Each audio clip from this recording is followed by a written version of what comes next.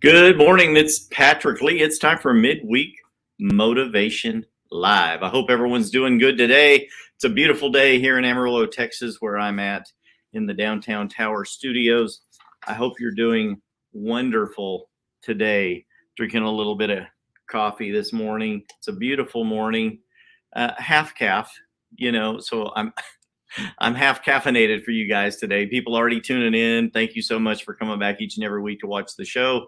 I want to talk to you a little bit today about the things that control you and how to get control of them and how to change the way you think about some of the things in your life. Today, our topic is, are you controlled by what you lack or by what you desire? There are things in life that many of us need, and many of us think we need, and then some things that we really, really don't. And we have a tendency to let the things in life that we need control us. How many of you would raise your hand and say, I need more money in my life. I need more relationships. I need more friendships. I need, I need things in my life that I don't have. I need more fulfillment. I hear a lot of people that talk to me about that. And they say one of the things in life that I'm lacking is fulfillment.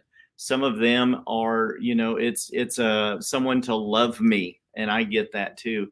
But for many people, it would be, it would always be money. That seems to be the number one motivator with a lot of people right now. And I wish it were not that. Hey, Sal, good to see you tuning in. People already watching. Sal watching from way down in South Texas. I appreciate that. Faithful followers to the show, man. I need to get Sal some midweek motivation swag going his way. Sal's a faithful follower. I love that. Thank you, Sal. People watch the show from all over. We have people from Italy and people from all over America and Mexico and a few other countries that watch the show. And that amazes me, that the power of the internet, it goes all around the world, right? But the topic today is really, you're controlled by what you lack. How many of you could attest? Good morning, Marlene. Love you. Good to see you watching again as well. But we're controlled by what we lack. The thing that you have the least of in your life, or the thing that you think you need the most, is what's going to end up controlling you. Your mannerisms, your relationships, your speech, they're going to be controlled by what you need. And if you are controlled by what you need or what you lack, it's going to be hard for you to move forward in life and start going after the things in life that you desire. It's a big difference between what you need and what you desire, right?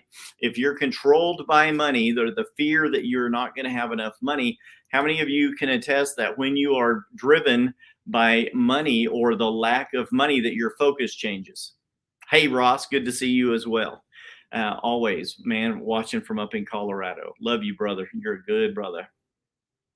How many of you can attest to that? If you are short on money, you are focused, your focus shifts away from the things in life that you're going after, the things in life that are in alignment with your goals, and you start chasing what you lack. You start chasing after money, right? I've got to make more money. Now, when my kids were young, I went down that road. I was raised by a mom and dad that always worked hard. Mom, for the most part, when we were young, was a stay-at-home mom, 5 kids, and dad made enough money to feed us for a while. You know what I mean? And then as we started getting older, then mom went out and started working with dad at a side job. And then my sister, as soon as she was old enough, she went out and got a job as a young teenager. I went out and got a job as a young teenager. I've always worked hard all of my life. Then I married my wife. We started having kids. And as careers change, jobs change, right? You always seem to be running short on money. So you start becoming controlled by what your need is, right? And the conversations you will have either in your own mind or with your spouse, your significant other, is, how are we going to pay these bills? Hey, baby, the house payment's coming up. Hey, baby, the rent payment's coming up. How are we going to pay that? And there's always seems to be more month than there is money, right? So you start changing your focus on going after the things in life that you desire, and you start focusing on the things that you're immediately controlled by, that need. and you're like, okay, babe, I don't know, but if I've got something to sell, I'll sell it. If I can pick up another shift, I'm going to go out and pick up another shift. And my wife would even say, sometime, hey, I'm going to go in this weekend, I'm going to work some overtime and I'm going to make some extra money.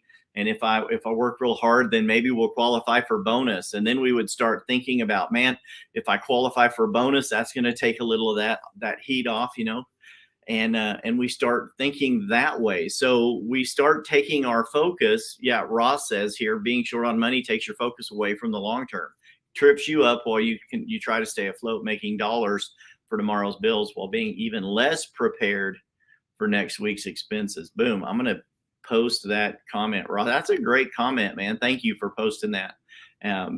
Yes, being short on money, it takes your focus away from the long term.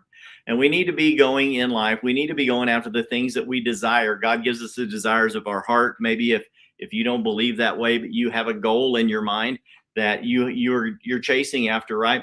How many of you can attest that when you are short on money, it takes you away from that? Changes your focus. Broken focus is the number one thing in life that'll cause us to not achieve our goals. You have to focus. You have to cast the vision. We've talked about that in the past. Cast the vision that people may run who read it, or you can read it, you can get it, you can grasp it quickly. But how many of you know you are controlled by what you lack? If it's relationships and love, then you're constantly talking about that. You're seeking after new relationships. You're constantly on the dating websites, looking and seeking, fishing for someone to love you. And that's no way to be in life either, right? You're lonely. And I've been there in the past. I've been there. Many people in relationships are in great relationships, but they go through periods, even in that relationship, they go through periods of deep loneliness, depression, things that get them down. But you need to know that you can control those emotions. You have to learn to continue to focus and move after the things that you desire. There are many things in life that you may lack. And we're not gonna chase after many more of those. But what you lack in life becomes magnified. Let me say that again. When you need something badly, it becomes magnified in your mind. I put a bunch of the different emotional emoticons into there. You can be sad, mad, angry, frustrated, bewildered. When you need something badly, it becomes the only thing that you focus on. It gets huge. And that's where you continue to think. Your speech turns around and starts talking about the things that you need, right? And what happens when you start talking about things? They start growing in your mind, and then it gets into your spirit, and that becomes your identity. Who wants to be walking around with this identity of the person who is always in need? No, not me. Hopefully I don't see anyone raising their hand, right? People are liking and loving the show. Good. I hope this content is touching base with somebody today. No one wants to be that person that's always walking around, always in need of something, right? We love the people that are in need, and we want to help the people in need. And we do that to the limits of what we can afford to do, or the investment that we can make into other people. And then there becomes a time in life that we have to help them, motivate them to start chasing after their dreams and desires while we chase ours, right? And then we come alongside each other and we start helping each other go after those things, try to achieve the things that we desire, right? Because it's important to us. We know that it's important to them too. Okay. Does that make sense? I hope that it does. I truly do. But the next thing I want to ask you is, have you defined what you desire, what your desires in life are? And I hope that you have. That's one of the thrusts of the show, the motivations of the show, is helping you define what it is in life that you want and then achieve a plan to move forward towards that. This is Midweek Motivation Live. We want to get you through the hump of this week and on into your future. Have you defined what your desires in life are? The more clear you become on what you desire,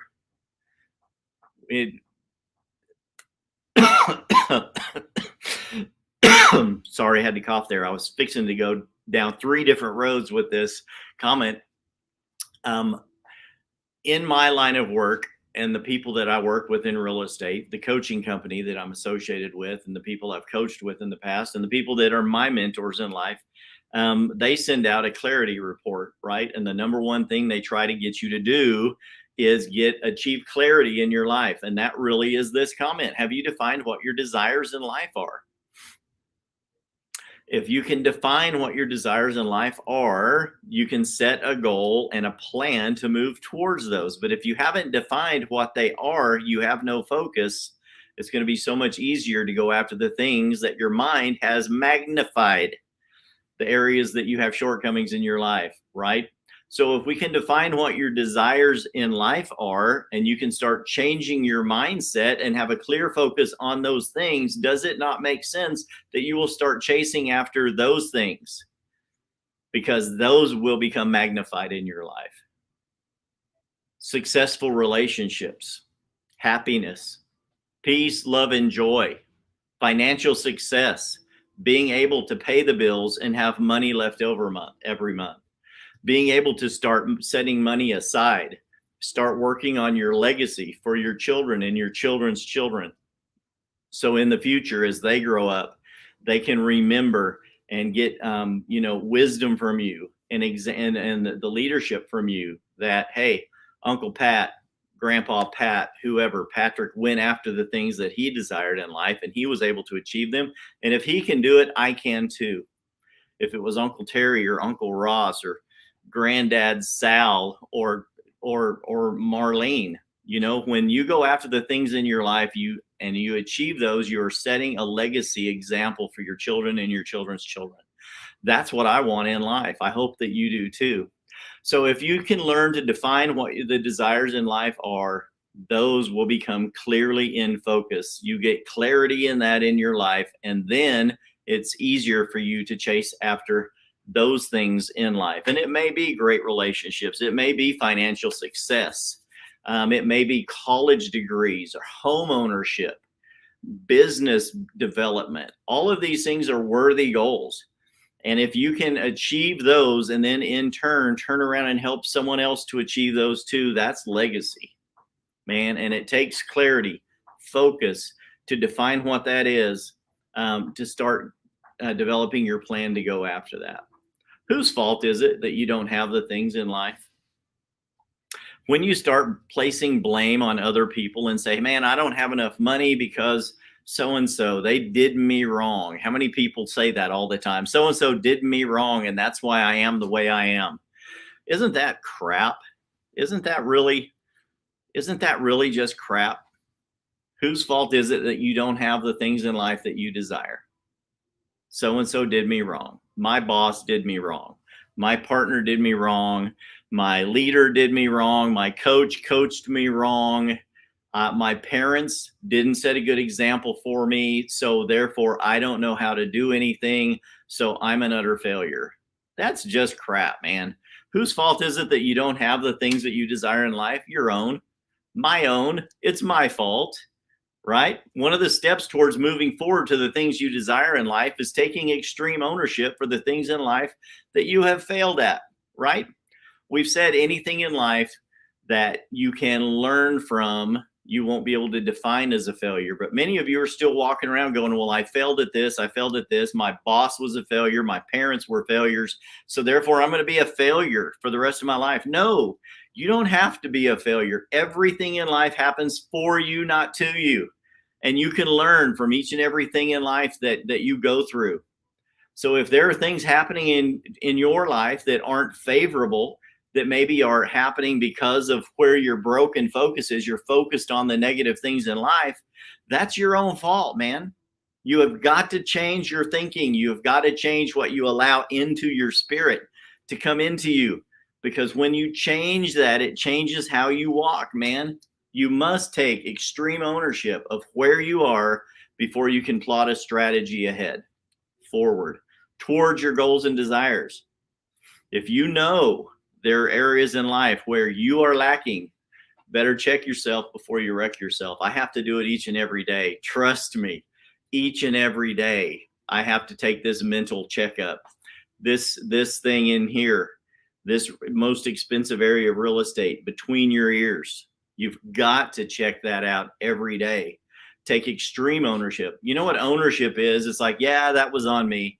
You know, how many people it's so easy to say, my bad. And I hate that saying, my bad. All it means is, yeah, I did a bad thing. I take ownership for that. That was my fault. I'm sorry. How many of you know that sorry works, when it's genuine for a while? But the big deal is that's not extreme ownership. That's partial ownership. That's sort of ownership. Yeah, my bad. Extreme ownership is when you step up and say, everything is my fault. I'm in charge of me, everyone under me, everyone that I'm in the charge of or the charge with. And I take ownership of everything they do or say, whether it's right or wrong, the good and the bad. Everything lands on my shoulders. That's extreme ownership. If my parents did me wrong, that's my fault. I didn't interpret that, or I didn't learn from that at a young enough age. I didn't seek out a mentor.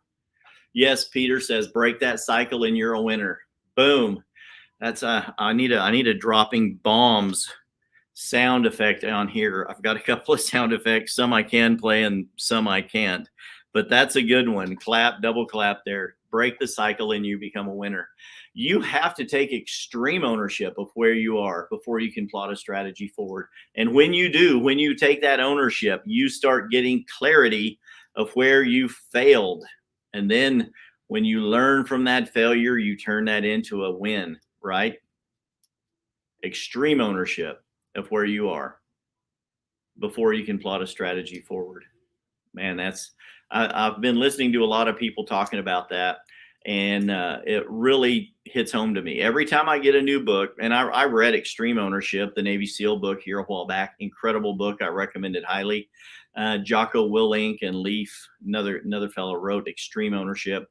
And it's the way they operate in the Navy SEALs. That's why they're an elite military force here in our country. But everyone I talked to recently, all of the coaching, all of the podcasts I listen to, everyone's talking about sucking it up and taking responsibility for who you are and where you are. And that's what I have to do every day. And that's why I want to do that for you too. You know what happens when you don't take ownership? You must take ownership of let me get my comments up here correct. You must take extreme ownership of where you are before you can plot a strategy for it. And if you don't take ownership, you start creating a new persona, a new person, one that's very hard to keep up with. You may walk into a room and feel like you're a winner, and you walk into a room and all of a sudden you feel like whoa, I've walked into the wrong room. All of these people are so much smarter than I am. They're more financially successful than I am. And you feel tempted to shut your mouth, clam up, and go stand in a corner. How many of you that happens to? That happens to me from time to time. I can get on here and run my mouth for hours. Put me in a group of new people and I'm going to try to make a friend. I'm going to say hi to everybody. I'm going to greet everybody in the elevator. I'm going to make my way through the room. Usually you try to find someone but I'm generally pretty good at making a friend or starting up a conversation with somebody. But many times you don't. You feel like you're in the wrong room. All of a sudden you're insecure. And then you go hang out up against the wall in a corner, drink a cup of coffee or something. You don't talk to anybody and you say, man, I am in way over my head. And you introvert. You go into yourself. And all of a sudden you start creating, if you allow that to happen 2 or 3 times, you start creating this new persona of, man, I've entered into an area where I'm not comfortable. I'm not the big fish in the little pond. I'm a little fish in a big pond. And you start creating this new focus of who you're going to be because you don't understand how to operate in this new kingdom, this new world, this new realm that you've walked into. And then you start changing this into this new person. And when you start changing that focus of who you are, you start defining this new person. That becomes very hard to sustain. And you start looking for ways to support why you think that way instead of how you previously felt when you were secure and confident and outgoing, knowing where you're going in life and going after the things that you desire with clarity, right? You start changing into this introverted person, and you start self-doubt. You say, man, maybe I'm not everything God's called me to be. Maybe I'm not as smart as I thought I was. Maybe I can't achieve the goals I thought I could achieve. Maybe I'm only going to make as much money as I make now. Man, if you don't take ownership of where you are, who you are, how you got there, and how you're going to move forward, you can change into an entirely different person. That's not my goal for you. It's not God's goal for you, and it's not your goal for you, right? So that's really what I want you to think about today. Start changing what you say about the things that you think you need. Start saying that you're going after the things you desire, and watch yourself start moving in that direction. Stop focusing on the things that you lack and start focusing on the things that you have. If you start looking at the things that you have, you will find yourself to be much farther ahead in life than you really think you are. Go ahead and take that checkup from the neck up. Look at the things that you have overcome in your brain, the kind of knowledge, the reading, the seminars, the podcast, whatever it is that you feed yourself.